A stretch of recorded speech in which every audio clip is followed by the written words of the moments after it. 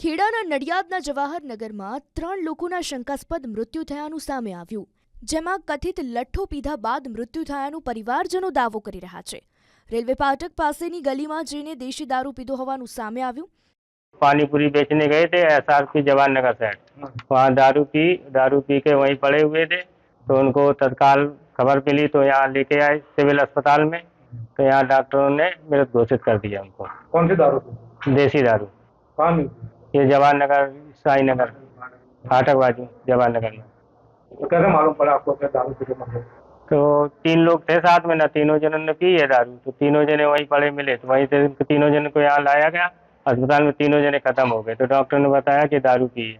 એક સાથે 3ના મૃત્યુ થતા પોલીસ પણ ઘટના સ્થળે પહોંચી ત્રણેયના મૃતદેહને પોસ્ટમોર્ટમ માટે ખસેડ્યા। તો દેશી દારૂમાંથી મિથેનોલ આલ્કોહોલ ન મળ્યાનો એફએસએલ રિપોર્ટમાં ખુલાસો થયો છે।